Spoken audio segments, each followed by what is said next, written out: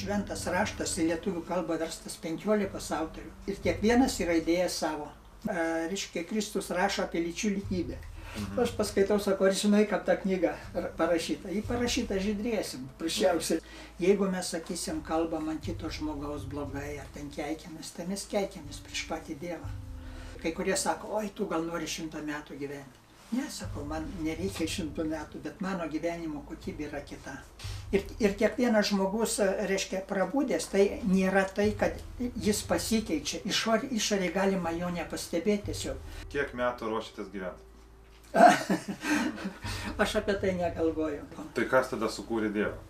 Kas Dievas sukūrė? Nes jis čia kūrė viską.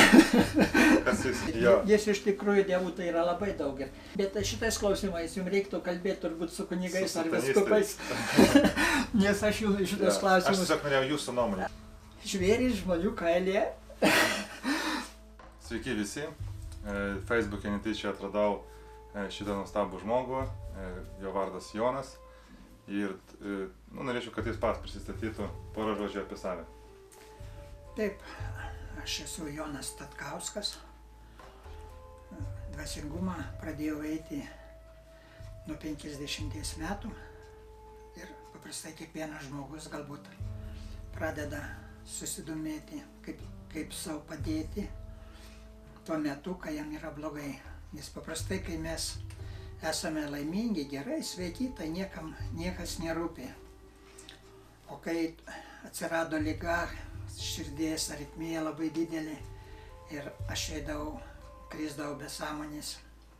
Aišku, pasirodė vienas žmogus, kuris manęs paklausė, sako, kas yra tau? Sakau, tokia problema. Sako, nori pasveikti?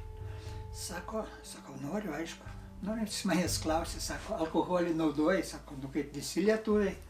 Mėsą valgai? Valgau. O žuvį taip, viską valgau. Sako, yra labai greitas pasveikimo būdas.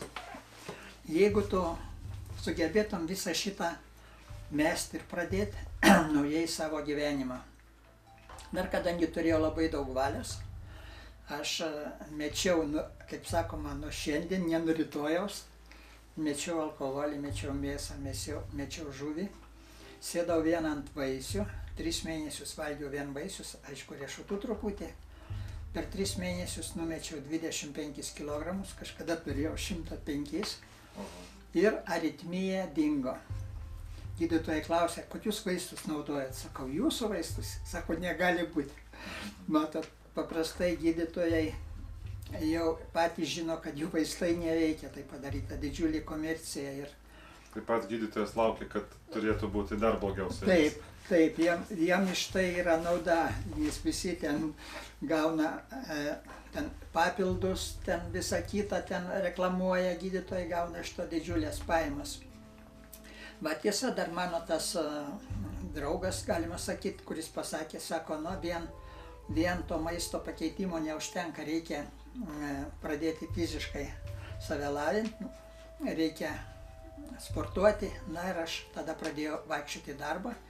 Vaikščiodavau 4 km į darbą piškom, atgal 4. Na ir dar priedo apart to, kad ten valgiau vien vaisius, dar ir badaudavau pradžioje 1 dieną į savaitę, paskui 2, paskui net 3 dienas į savaitę. Va, ir dar priedo per pietus, ten pas mus tokia komanda buvo vyrukų, kurie žaidžia stalo tenisą. Mes per pietus dar bent pusvalandį minimum žaisdavom stalo tenisą. Na ir su draugais šeštadienį, sekmadienį vėl dar tas stalo tenisą kultivavau ir, kaip sakoma, tai turbūt padėjo man atsistoti ant kojų. Kaip jūsų gyvenimas buvo iki 50 metų, iki to įvykio, kai pradėjote sveikti? Taip, gyvenimas, kaip ir aš truputį minėjau, kad gyvenau kaip visi lietuviai, kaip sako, nebuvo alkoholikas, tačiau... Saikingas gėrimas buvo. Saikingas, ten, kaip sako, šventės, gimimo dienos, visa kita. Taip, eidavot į bažnyčią? Taip, į bažnyčią eidavau, bet iki 50 metų praktiškai labai retai. Labai retai. Kaip man pasakė, kad reikia, apart to, kad mesti svorį, valgyti, pereiti ant kito maisto, tai pasakė, kad reikia ir medituoti. Tai meditacija yra kaip ir pasirengimas maldai. Bet mūsų bažnyčia draudžia medituoti. katalikiška. Dabar jau nebedraudžia. Anksčiau čia dabar jau yra. Prieš metus aš domėjausi. Jo, dabar jau leidžia. Panašiai. Yra net meditacijos, jau kai kurios kunigų net skelbiamos. Va, ne Aš visų. prieš metus buvau Šumsko bažnyčia ir kabo iškaba, kad negalima medituoti, negalima ten, va šitie ritualai, kurie čia yra, Aš suprantu. čia sudegintų taip. ant laužo iš karto. Taip, čia, matot, bažnyčia yra sukurta tam, kad pavergti žmonių sąmonę. Ir jinai pati nevykdo šventojo rašto. Jeigu paimti šventąjį raštą, pirmąjį egzempliorių, kuris buvo parašytas hebrajų kalba ir verstas į graikų kalbą pirmas, tai jau ten buvo pridaryta klaidų. Pavyzdžiui, vynas ir vynuogių sultys išversti tuo pačiu žodžiu. Bet dauguma žmonių sako, negalima gerti, kodėl negalima, Kristus gėrė. Taip, Kristus gėrė, bet ne alkoholinį vyną, žmonės nesupranta. Va ten šventam rašte yra daug kur parašyta, kad į senus vynmaišius negalima pilti jauno vyno. Tai jaunas vynas būtent yra vynuogių sultys. Ir jis iš tikrųjų darė stebuklus visą kitą. Pasaulyje labai daug. Pas mus įsigaliojo tas mitas, kad Jėzus gėrė vyną. Taip, ir reikia, čia mes visi galime gerti. Ja. Iš tikrųjų taip nebuvo, jis niekada alkoholio. Taip, jis darė stebuklus Kanoj per vestuves, ten pagamino vyną iš vandens, bet taigi dieviškumo nėra nieko.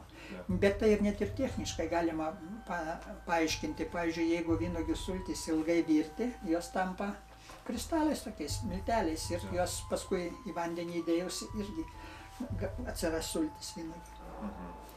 Tai po to jūsų maitinimas irgi kol kas iki 50 metų mes važiuojame. Ja, tai valgiau viską, ir riebų maistą, ir kiaulieną, ir visą kitą.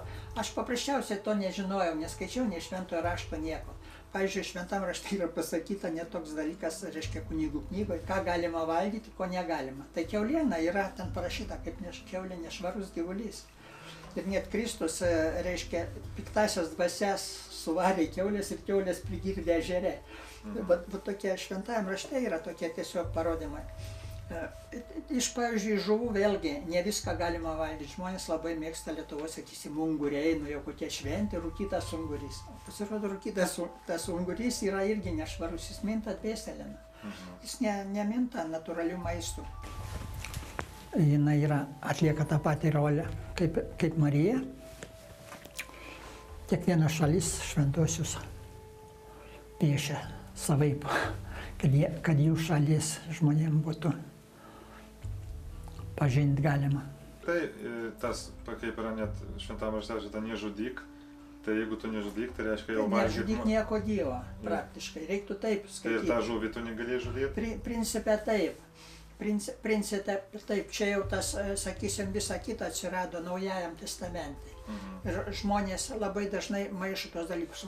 Čia Naujam testamente galima viską. Ja. Ir tas Naujas testamentas jau perdarytas irgi N kartų pritaikytas. Net galiu pasakyti tokį dalyką, kad net šventas raštas į lietuvių kalbą verstas 15 autorių. Ir kiekvienas yra įdėjęs savo nuomonę. Ja. Taip, kad tos tikrosios tiesos yra likę labai mažai. Mes kaip mokomės vienuolių ordine, tai mums sako, išgryninkit Kristaus tikėjimą, nes yra, sako, apie 2000 knygų parašyta neteisingai. Net vienas žmogus man irgi čia atėjęs, sako, paskaityk ir, reiškia, Kristus rašo apie lyčių lygybę. Aš paskaitau, sako, ar žinai, kad ta knyga parašyta? Ji parašyta žydrėsim, prašiausiai. Mes galvojam, kad taip, mes daug ko nežinom, prašiausiai, kol nesidarėm. Kaip jūs suprantat, yra Biblijoje ten Kristaus širdį, atras Kristaus širdį savyje ir būsi gyvensi roje kasdien. Kaip suprantat šitą dalyką? Kristaus širdį, tai principė mes ją turim, mes turim ją paprasčiausiai pamatyti. Mes visi esam dieviška Dievo dalelė. Mes tik tai šito nesuprantam. Tai dieviškumas yra tame, kad mes kiekvienas esam, galima sakyti, kaip ir Dievas, kaip ir kūrėjas. Ir kiekvienas mes galime kurti, tačiau niekada nereikia galvoti, nepasivadinti save, kad aš esu Dievas. Nesi tu Dievas, nes, pavyzdžiui, mokslininkai daug ką gali išrasti, bet, pavyzdžiui, grūdą, kad sudygtų. Kaip po piramidėm, kai rado prieš 3000 grūdus juos truputį davė jam drėgmės ir jie sudygo. Tai žmogus kol kas to negali sukurti, mes paprasčiausiai. Ir dar toks labai svarbus momentas, jeigu mes, sakysim, kalbam ant kito žmogaus blogai, ar ten keikiamės, tai mes keikiamės prieš patį Dievą. Taip, kad. Ar žmogus turi laisvą valią rinktis, ar viskas yra taip, kaip turi būti ir reikia priimti, kad kaip dievišką kūrinį visą gyvenimą? Taip, žmogus kiekvienas turi laisvą valią rinktis, yra gėris ir blogis. Ir mes labai dažnai, sakysim, net nepagalvojam. Na, pavyzdžiui, mane vadina į koncertą, sakau, gerai, koks tas koncertas, kokie tie atlikėjai. Žiūriu, na, pavyzdžiui, gali būti ir net klasikinė muzika, ten opero ir dar kažkur tai labai gera, bet jeigu atlikėjai yra neigiami, tai jie skleidžia neigiamą energetiką. Ir taip kiekvienu atveju mums reiktų pagalvoti, ar man ten verta ar ne, ar tai mane priartins prie dieviškumo, ar atitolins. Būtent mes, kur jeigu einam ten, kur neigiama, ta, pavyzdžiui, koncerto salės, kurie žmonės netoli gyvena, tai labai nepavydžiu šiem, nes ta neigiama energetika skleidžiama net 3 kilometrus aplinkui. Aš jau nekalbu apie žiniasklaidos priemonės, televiziją, radiją, kiek ten netiesos yra kalba, mes klausom ir tai yra formuoja žmogaus nuomonę, kad taip turi būti. Kaip jūs asmeniškai žiūrite televizorių? Ne, aš jau turbūt gal 10 metų išmetęs televizorių, iš viso nežiūriu. Man to, ko reikia, aš galiu pasižiūrėti internete, galiu. Viską sužinai, nieko nėra tokio, bet tavęs jau neveikia tai. Kaip jūsų sveikata šiandien, jeigu lyginat, kur 50 metų buvo ir šiandien? Tai gydytojai man sako, kad aš dabar esu sveikesnis negu kad buvau prieš 20 metų. Iš tikrųjų tai labai padeda. Aišku, nėra žmonių nemirštančių. Negaliu pasakyti, kad ir aš neturiu ten jokių ligų, bet yra ne tai svarbu. Svarbu yra, koks tavo gyvenimas. Ne tai, kiek tu, kai kurie sako, oi, tu gal nori 100 metų gyventi. Ne, sakau, man nereikia 100 metų, bet mano gyvenimo kokybė yra kita. Pas mane nėra pagirių, nėra persivaldymo, aš jaučiuosi gerai, o tai yra svarbiausia. Ir kai tu jautiesi gerai, tu gali tada ir kitiem padėti. Kaip pasikeitė reikalai su šeima ir kurti šeimą? Nu, čia tiesiog 70 metų, anūkus ar turit? Kaip čia? Taip, aš turiu 3 vaikus, turiu anūkų. Viskas yra gerai su vaikais mes, bet dėl religinių įsitikinimų ir dėl gyvenimo būdo aš palikau šeimą. Gražiai mes susitarėm, aš paprasčiausiai išėjau, palikau viską kaip stovi, kaip liaudis sako, su lagaminu, viską aš susikūriau savo asmeninį gyvenimą ir man visiškai gerai ir, sakysim, be šeimos. Vaikai yra aprūpinti. Kai turi visi būtus, visiems kažkada labai daug dirbau, 7 darbovietėse ir visiems vaikams nupirkęs būtus, su vaikais bendrauju. O tas išėjimas kažkaip turi bendro su to, kai pradėjot kitaip gyventi? Taip turi, kadangi man specialiai žmona virdavo, sakysim, mėšiškus patiekalus, sakydavo, aš grįžtu po darbo, arba sako pasidaryk. Nu, sakau, gerai, tai pasidaryk, nu aš galiu pasidaryk. Tai man reikia pasilikti pinigų, nes aš šeimai atiduodavau, nu, kaip sakyti, žmonai visus pinigus. Tai paskui, kai pradėjau pasilikti, kadangi tai irgi nemažai kainuoja vegetarizmas, ten ir riešutai reikalingi vaisiai, visa kita. Paskui sako, tu man per mažai čia palieki, jau aš geriau pasimsiu kvartirantą. Nu, sakau, prašau, kvartirantą. Va taip žmonės. Vyksta, tai pokyčiai. Taip, pa žmogų tas, kas yra čia nušvitimas ar prabudimas? Taip, vat yra žmonės labai neteisingai daug kas išverčia tą žodį. Reiškia, žmonių prabudusių, pirmieji pasaulyje buvo Būda, kiek žinoma iš istorijos, kuris tą prabudimo būseną turėjo tik tai pats. Kitas žmogus toks buvo Kristus, kuris turėjo prabudimą ir jį perdavė savo 12 apaštalų. Žinot, jie visi vaikščiojo po žemę ir gydė žmonės ir visi buvo nukankinti. Tai, o nušvitimas, aišku, Kristus buvo nušvitęs, ten šventieji, galbūt avatarai kai kurie, bet nušvitimas tai jau yra tokia būsena, kai žmogus yra tiesiogiai susijungęs su dieviškumu, su Dievu, kai jis tarnauja Dievui. Jis jau apie save nieko negalvoja, jam pirmoji eilė yra visi kiti ir ne tai, kad kiti, net žmonija visa. Tai o kas liečia prabudimą, tai prabudimas toksai, kaip dabartiniu momentu buvo, aišku, vienuolynuose ir galim pasakyti tokį dalyką, kad iki 2012 metų pasaulyje buvo tik 15 000 prabudusių žmonių. Vienuoliai tai moka pasižiūrėti, moka nustatyti. Ir čia kiekvienas žmogus tai neįeis, turi būti ypač švarus žmogus, kad sužinoti. Ir 12 metais, 2000, kai žmonės laukė pasaulio pabaigos, gruodžio 21 dieną 12 metų Indijoje, Vienuolių ordino Vienybės universitete, buvo, reiškia, pravedamas procesas ir jo metu prabudo vienu metu 1200 žmonių. Tame tarpe buvo 5 lietuviai. Na ir aš tuo metu nebuvau tame procese, bet jau nuo to laiko prasidėjo tie procesai reguliariai, ten į metus 2 kartus, dabar net. Ar tie lietuviai kažkokį veiklą užsiema Lietuvoje su prabudimu ar nušvietimu? Taip, jie ten dauguma buvo treneriai, tačiau dabartiniu metu jie pradžioje ten kažką tai užsiminėjo, vedė seminarus, visą kitą, dabartiniu metu kažkur tai, galim sakyti, jie daugiau pasinėrė į savo šeiminį gyvenimą ir iš tų, sakysim, tų žmonių. Dabar Lietuvoje, tarp kitko, yra jau 34 žmonės, kurie turi oficialiai, ten, sakysim, tam Vienuolių ordino Vienybės universitete, kai praeini specialų procesą, ten išduoda tiesiog sertifikatą. O kom skiriasi tas oficialiai prabudęs žmogus nuo žmogus, kuris irgi, kaip bent aš pažįstu, jie irgi elgiasi taip pat? Aš suprantu, aš suprantu. Suprantu, matot, labai daug žmonių praktikuoja tą prabudimą. Aš esu ten toks geras, aš gerai elgiuosi, aš ten visą kitą. Tačiau dauguma žmonių yra su kaukėm. Tai dar nereiškia, kad jeigu tu ten gerai elgiesi, tu su kitiem padedi ten visą kitą, tai nereiškia, kad tu būtinai būsi prabudęs. Aš, pavyzdžiui, irgi galvojau iki 13 metų, kad aš prabudęs, aš čia jau čia šitiek metų einu, jau čia 9 metai einu, negeriu, nerūkau, čia nieko kito, čia mėsos nevalgau, aš galvojau, kad aš čia tikrai prabudęs. O kai nuvažiavau į 28 dienų procesą, tai tik 27 dieną tai įvyko. Būtent tada tu pajunti iš tikrųjų, ten labai daug žmonių tiesiog, sakysim, čia yra toksai kaip ir staigus momentas, čia nėra, kad taip, man pavyzdžiui, asmeniškai, tai vyko, sakysim, aš pradėjau labai taip žiaut vieno proceso metu ir man atrodė, kad iš mano organizmo eina kažkokios dujos, tiesiog atrodo, lyg benzino prigėręs būčiau.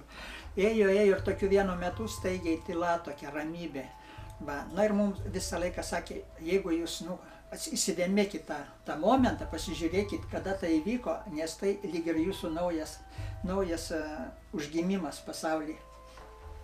Taip, kad, o tų būsenų, sakysim, žmonės maišo prabudimą su būsenom. Būsenos mes turim labai daug dažnai ir visi žmonės, kai mums gera, mes nuvažiuojam prie jūros, ar ten prie upės miške, kur gamtoj gražiai, nori sušūkt, sako, sustok akimirką žavinga. Iš tikrųjų, tai žmonės galvoja, taip sakau, ir aš taip mąsčiau, bet matot, pavyzdžiui, žmogus pyksta, ne? Jis, vaikai ką nors padarė, aš prisimenu, pas mane būdavo ten, pykstu ten kelias valandas, kartais gal kelias dienas. Kai žmogus jau gauna tą prabudimą, sakysim, jau ne būseną, o pilną, tai trunka tik keletą minučių. Ir tas laikas visą laiką trumpėja. Yra skaitoma, kad net jeigu tas laikas jau sutrumpėjo mažiau kaip pusę valandos, jau tas žmogus gali būti prabudęs. Šiaip yra daug tokių dalykų, kurie pasako apie tai. Pavyzdžiui, yra žmogus, kuris prabudęs, jis neturi kančios. Jam neskauda, sakysim, mane vienas čia bandė, ten pečius spaudė, ten kažkur tai kažką tai. Sako, tu apsimeti, sako, gerai, davai, aš tau pats spausiu. Ir suprantat, nėra baimės, nėra nusivylimų, nėra tokių, kaip sako, pavyzdžių, kad aš norėčiau būti toks, kaip seniau sakydavo, aš noriu būti lakūnu, ten ar ten gydytoju, ar dar kažką vaikai, kai maži būna. Tau nėra to jau nėra. Pas tave nebelieka tokios ypatingos laimės. Na, sakysim, kai anksčiau laimėjau loterijos bilietą 10 eurų. O, kaip čia gerai.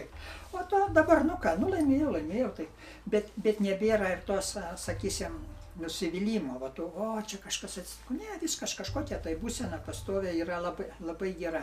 Tarp kitko, šitą būseną mes turim, kol būnam vaikai iki 2-3 metų. Žiūrėkit, vaikai kaip laksto laimingi. Jie žino, kad jais bus pasirūpinta. Tėvai pasirūpins, Dievas yra juose, paskui keičia šeima, keičia draugai, aplinka. Dar atsiranda toks mitas, kad, irgi iš forumuose čia kai daug skaitau, tai ten, kad tas prabūdęs žmogus, tai čia yra totalus 21 amžiaus vergas, nes jį manipuliuoja visa aplinka, o jis sėdi galvoja, kad jis yra toks prabūdęs, o naudojasi, tarkim, pinigais, ten, kurios spausdina ten bankai, visą tą manipuliaciją, ten visą politinę tą situaciją, pavyzdžiui, ten kaip Ukrainoje dabar ten karas vyksta, jo, tai ir pas mus gali tokį karą padaryti, jo, ir tada klausimas, ar dings tas prabudimas, kai čia sprogmenys ir pusę namų nuneš, ar toliau taip ir sėdės žmogus? Taip, apie tai mums yra sakė, kad gali prabudimas dingti, pavyzdžiui, vienam iš 10 000 prabudusių, dabar yra virš 1,5 milijonų. Ir ten iš jų 1,5 milijono būtent prie Vienybės universitetą Indijoje, kitur aš nežinau, kur tai yra, tai gali dingti, bet to viskas priklauso nuo žmogaus gyvenimo būdo. Reiškia, prabudimo yra 100 laiptelių ir kai kurie ten, pradžioje ten daug jų neduoda, duoda ten 10, maksimum gal 15. Ir kai kurie ten nuvažiavo į procesą kitais metais, žiūri, sumažėjo 3 laiptelį, sako, kame reikalas. Paskui pradeda aiškintis, jis nosį užkėlė, jo ego pakilo, reiškia, tu jau esi netoks vertingas, kaip visi kiti. Ir kiekvienas žmogus, reiškia, prabudęs, tai nėra tai, kad jis pasikeičia, išorėje galima jo nepastebėti tiesiog. Paprasčiausiai tam žmogui pačiam yra lengviau, pas jį nelieka pykčio, lieka ramybė, jis jaučiasi visą laiką patogiai, jam viskas gerai, jis negali pasakyti. Ta ramybė gali paždingti, čia tokius pavyzdžius, gal ateitų čia kareiviai, išvarytų jūsų iš šito namo, sudegintų čia viską, ir ar liktų ta ramybės būsena viduj, ar būtų pyktis, kad, kaip iš jau aš čia visą gyvenimą dariau? Ne, nieko panašaus, ta ramybė liktų, kadangi jeigu tai įvyktų, tai sakykime, tokia buvo Dievo valia. Nes čia viskas eina per dieviškumą. Pats žmogus prabudimo būseną savo pastangom pasiekti negali. Tačiau jeigu Dievas nori, tai žmogų atves iki to. Taip, Indijoje irgi ne visi prabunda, ten 99%. Kai kurie gauna, reiškia, prabudimo laiką, bet tas laikas nėra kažkoks tai labai ilgas, ten 2-3 mėnesiai, sakykime. Bet reikia kitą dalyką žinoti, kad būtent ten Indijoje yra kitokia atmosfera, visiškai žmogus gali atsijungti. Ten, sakysim, kur mokomės, ten yra, galim sakyti, panašiai kaip kareivinės. Tu ten jau atvažiuoji tam tikslui, tu jau nusiteikęs, kad tu pabūsi su Dievu, kad tu melsis, kad tu medituosi, specialus maistas. Visa kita, ten ir ta šventykla pastatyta, kurioje vienu metu gali melstis 8000 maldininkų ir vadinasi Vienybės šventykla. Būtent mane tai patraukė, kad tai yra vienybė. Tai nėra skirstimas, kad aš čia katalikas geresnis, musulmonai blogesni. Ten priima viso pasaulio visus žmonės ir sakoma, kad Dievas yra vienas. O religijų yra labai daug. Ir pas Dievą galima ateiti ir nebūtinai per religiją, gali nueiti tiesiai. Dievas yra mūsų širdį, yra šventykla ta. Ir Dievas kodėl neateina ten? Todėl, kad mes ją užteršiam, mes patys uždarom durys dieviškumui, vartodami alkoholį, blogai maitindamės, blogai galvodami. Labai gražiai apie mintis yra pasakęs jo šventenybė Dalai Lama, kai lankėsi Lietuvoje, kai jo paklausė, kokia religija jūs skaito geriausia. Na ir visi galvoja, kad turbūt pasakys budizmas arba hinduizmas, kadangi jis iš tų kraštų. O jis taip gražiai nusijuokė, sako, geriausia religija yra ta, kuri labiausiai jūs priartina prie Dievo, kuri daro jūs geresniais, daugiau mylinčiais, daugiau pasitikinčiais. Ir sako, stebėkite savo mintis, nes mintis virsta žodžiais. Žodžiai virsta poelgiais, o poelgiai formuoja charakterį. Ir mes esame arba laimingi, arba nelaimingi. Tai žiūrėkit, pavyzdžiui, mes minčių negalim pasirinkti, jos pačios ateina pas mus. Ar mes galim pasirinkti savo veiksmus atitinkant mūsų mintim? Ten, tarkim, jūs pasiūlyt man išgerti to kokteilio. Taip. Ir man mintis atėjo išgerk. Taip? Taip. Tai ar čia buvo mano pasirinkimas, ar čia jau buvo taip turėjo vykti? Ne, čia pasirinkimas, aišku, yra. Pasirinkimas visada būna. Aš, pavyzdžiui, darbė pas mus būdavo, reiškia, gimimo dieną švenčia, aš jau negėriau. Na ir reiškia, įpila man stikliuką, na ir pas mane toks mąstymas, aha, nu kas čia tokio, jeigu išgersiu vieną stikliuką. O paskui pagaunu save, kad būtent čia ne mano mintis, tos mintis sklando ore ir tu prisijungi prie tų minčių būtent toj vietoj. To mintim milijonai metų, mes jeigu anksčiau, sakysim, bijojam laukinių žvėrių, dabar bijom koakcijų nuvertėjimų, pinigų pasikeitimo, bijom, kad galim būti išduoti, kad susirgsim, numirsim ir taip toliau. Tos mintis sklando ir mes dažnai namuose būnam vienokie, draugų tarpe kitokie, dar kažkur, darbė vėl kitokie. Mes kaukės nešiojame, kada tas tikrasis aš. Tai va, tai ką norėtumėt, dar toks klausimas, kiek metų ruošitės gyventi? Aš apie tai negalvoju, svarbu yra ne kiek, o kaip, svarbu gyvenimo kokybė. Aš patenkintas. Tai šiai dienai, jeigu rytoj sustos visą gyvenimas, ir saudys, kad darėt, ką norėjot? Nieko baisaus, aš nieko nesigailiu, ką dariau. Tarp kitko, mes kiekvienas pasirenkam šitą gyvenimą ir ateinam į šitą gyvenimą reinkarnuodamisi. Ir yra kai kurie žmonės klausia, palaukit, o kaip čia dabar reiškia apie Kristų, būna tokie klausimai, sako, kaip čia dabar Kristus reiškia prieš 2000 metų gimė, o šventam rašte parašyta, kad pasaulį sukūrė Dievas Tėvas, Dievas Sūnus ir Šventoji Dvasia. O čia yra iš karto atsakymas, kad Kristus taip pat reinkarnavosi ir turėjo labai daug reinkarnacijų. Ir čia žmonės, kai ateina pas mane, ten kalėdų matė daug paveikslų ir klausia, o kaip jūs žinot, kurį aukščiau kabinti, kurį žemiau, kuris svarbesnis, kuris ne. Taip, čia visiškai nesvarbu ir tai labai svarbu yra energetikai būtų, sakysim, šventi paveikslai labai pakelia energetiką. Apie Bibliją. Aš skaičiau pradžią Biblijos ir ten man įsuoja pradžią taip, kad Dievas sukūrė ten iš karto nieko nebuvo, po to pirmą dieną atraidė iki to, kad sukūrė Adomą ir Ievą ir po to jie ten pradžioje Adomą. Jo, Adomą, po to iš jo ten šonkolio Ievą. Yeah. Ir po to taip gavosi, kad jie turėjo du sūnus, Kainas ir Avrėlius lygtais. Abelis. Tai va, ir iš tų dviejų sūnų po to gavosi visa civilizacija. Tai klausimas, kur jie surado tie sūnus, tos moteris, kad padaryti tų vaikų. Suprantat, nes jeigu jūs turėsit 3 sūnus ir gyvensit saloj, tai jeigu, jūsų žmona tai galės gimdyti, sūnus tai negimdys. Aš suprantu, bet matot, taigi, ne vien sūnus buvo, matot, čia irgi vėlgi interpretacija yra, buvo ir dukras, aišku. Buvo, kaip sakoma. Bet sūnus su dukrom. Taip, pradžioje tai buvo, būtent taip. Ir čia yra toks labai ryškus pavyzdys, kad pradžioje taip tėvai gyveno su dukrom, broliai su seserim. Čia tas yra labai aiškiai parašyta apie, kai visas pasaulis buvo užlietas, kai prieš didįjį potvynį, kai Nojaus šeimai liepė pasistatyti laivą, kurį statė jie 300 metų. Bet ten dar toliau, jeigu aš skaičiau, tai ten yra, kad tie sūnus paliko tėvus ir nuėjo ieškoti savo žmonos. Ir jie atrado miestus. Tai taip išeina, kad jau Dievas sukūrė tos pirmą šeimą, jie turėjo 2 vaikus, o sūnus išėjo ir surado miestą, kur gyvena žmonės. Ir ten surado žmoną, su kuria turėjo jis ten sūnų jau kitą. Tai kaip jie galėjo surasti miestą, jeigu ką tik susikūrė pasaulis, jie yra pirmi žmonės, aišku, su bambais jau, kaip piešėme Adamas ir Ieva, jie turi dar bambus, kad, reiškia, kad jie gimė dar nuo kažko. Taip. Ir jis po to surado tą miestą. Aš kai iki to momento dariau, tai galvoju, viskas, man logika nesueina. Užsibaigė. Jo, ir tada toliau skaityti, galvoju, čia tik laiko gaišinimas, nes jeigu sūnus, kurios ką tik sukūrė, pirmą šeimą, jūs ir 3 vaikai atsirado saloj, ir jūsų 2 sūnus nuėjo, surado miestą ir surado ten žmoną.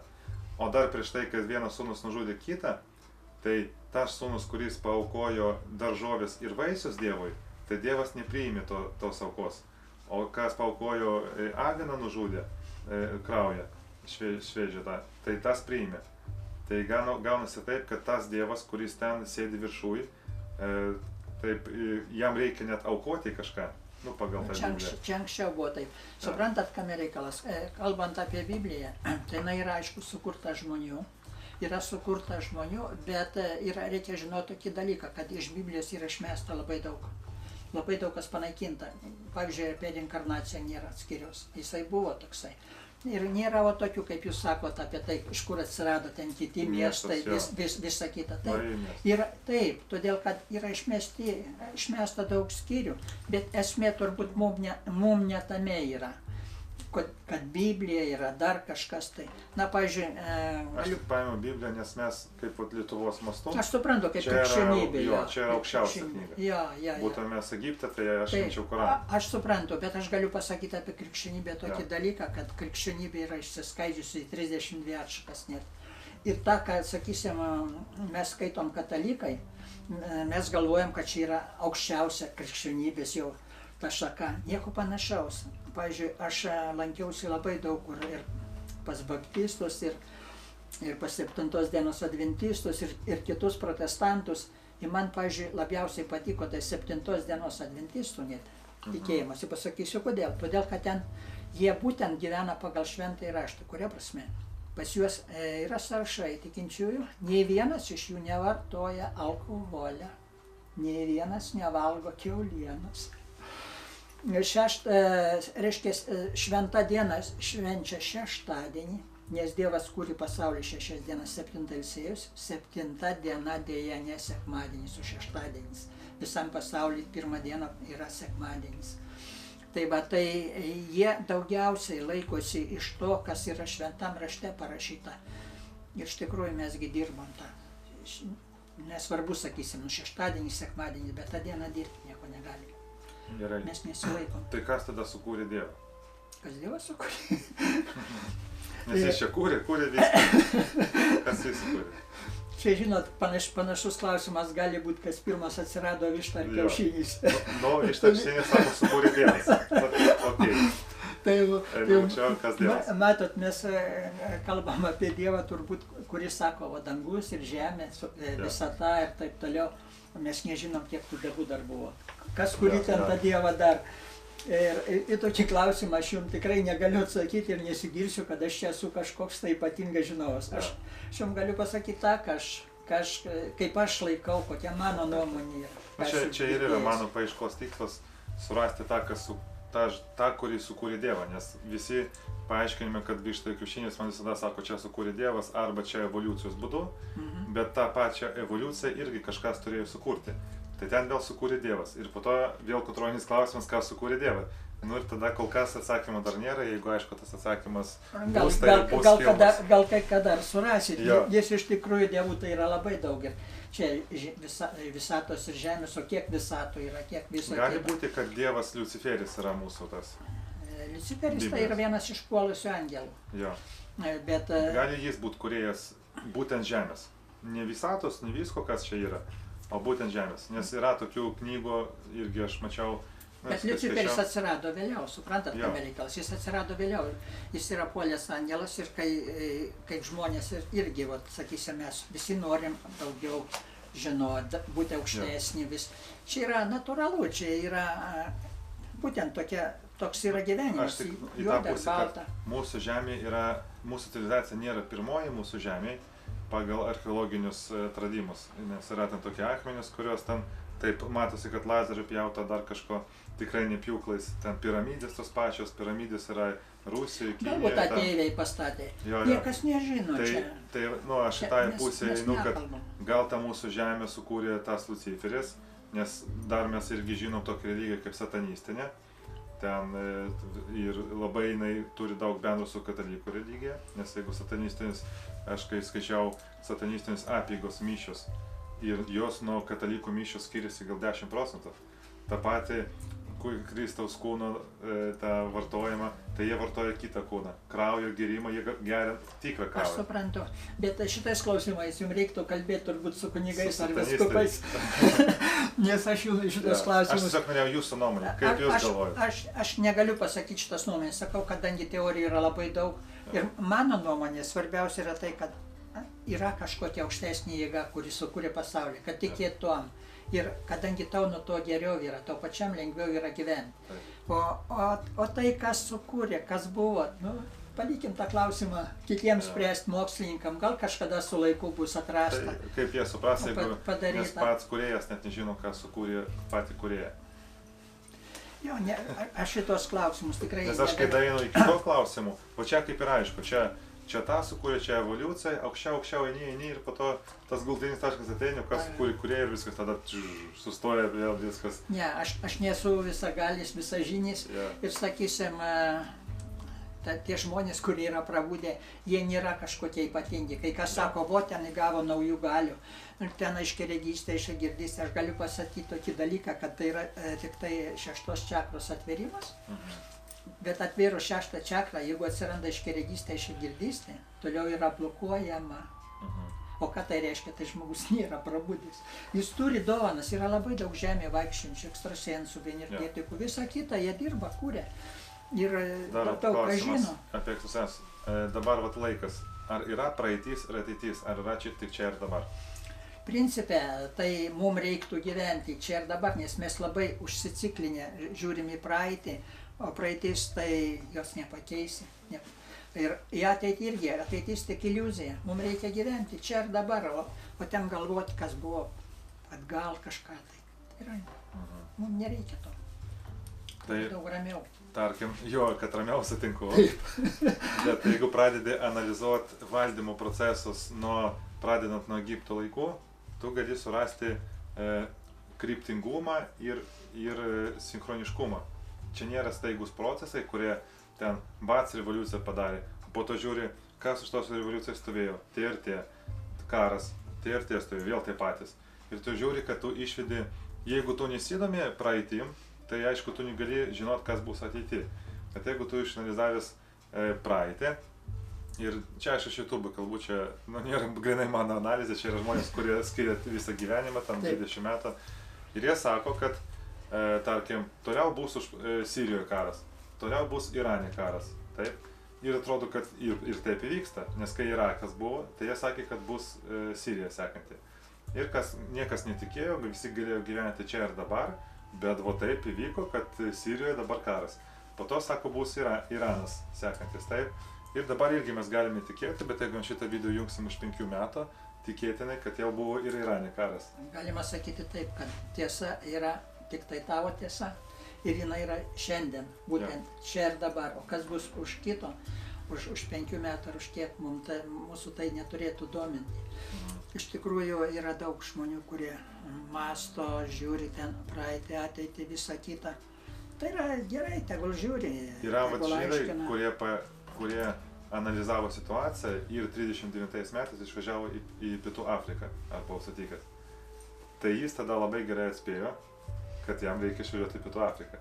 Nes jeigu jis nebūtų išvažiavęs, jis būtų Aušvice jau vienas iš pirmųjų. Ir buvo čia jau taip, aš tiesiog analizuoju, kaip yra. O buvo tie žydai, kurie sėdėjo ir galvojo, nieko, kaip nors, gal čia praeisim. Ir jos sugrūdo į tą vagoną ir nuvežė į Aušvicą. Bet čia vėlgi reiktų žinoti tokį dalyką, kad viskam yra Dievo valia. Net ir tautai ir šaliai, sakysim, buvo toks klausimas, reiškia, vieno iš anglų, reiškia, vienybės universitete, kodėl Anglijoje yra mažai prabudusių žmonių, kodėl mažai prabunda. Ir buvo atsakyta labai paprastai, tai yra šalies karma. Ir sako, jūsgi buvot kolonizatoriai. Jūs ten užkariavot tiek šalių, kiek jūs ten žudėt žmonių, tiek niekinot moterų. Dabar tas pats vyksta su islamu. Kodėl europiečiai, čia veržėsi, čia dabar musulmonai, visa kita. O tai yra karma. Sugrįžta viskas. Ką tu bedarytum, viskas sugrįž. Jeigu ne tau, sugrįž tavo vaikam, anūkam, praanūkiam. Būtent mūsų gyvenimą lemia 7 kartos atgal.